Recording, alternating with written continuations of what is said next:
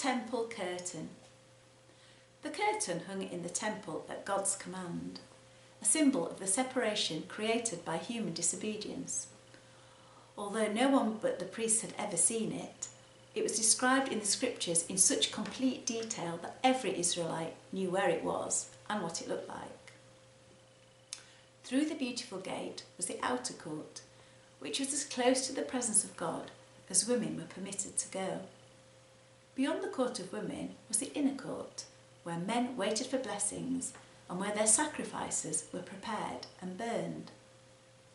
From there, only the priest could ascend the 12 steps and pass between the 2 giant bronze pillars and through the porch to enter the holy place. There, beyond the table with bread offerings and the great golden candlestick with 7 branches and the golden altar where incense burned, the great curtain hung. It separated the holy place from the Holy of Holies, where the Ark of the Covenant stood. It was a barrier shielding sinful man from the presence of a holy God. The curtain was made to the exact specifications of the Lord God himself. It was 60 feet long and 30 feet wide, inches thick and made of fine linen. Images of cherubim guarding the throne of God were richly embroidered in gold, red, blue and purple. To enter the Holy of Holies was to enter the very presence of God, and since the days of Moses, only one person had ever been allowed to enter there. This was the high priest, God's chosen mediator with his people.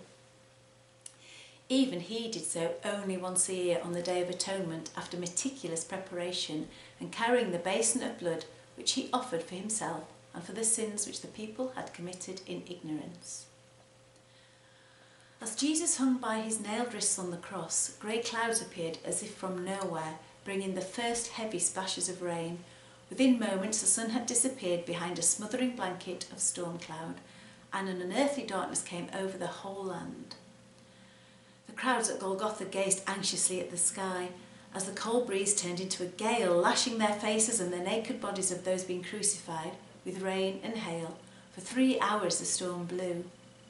Then the earth shook violently, splitting great rocks in 2. Graves thrown open by the earthquake were later to be found empty. And the curtain of the temple was torn from top to bottom by an unseen hand. At the close of an evening of storms and earthquakes, eerie darkness and unearthly phenomena, the King of the Jews hung dead on the cross. The earth was calm and the heavens were unexpectedly silent. For the priesthood, not yet having discovered the temple curtain, the inconvenience of the troublemaker was at last over. For the disciples, both men and women, there was only the blackness of despair, the end of their dreams, and the loss of a friend on whom their hopes had been built. But the earth and the heavens held their breath. The veil, which hid the sanctuary from sight, hung in shreds, exposing the most holy place to view. The barrier between God and humanity had been ripped to pieces on this day of ultimate atonement. What use now for an annual atonement sacrifice?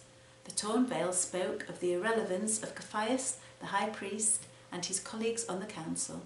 God had declared them redundant. Heaven's high priest had entered the most sacred of all places, but not with a basin of blood from a sacrificed animal. It was his own blood that opened the way.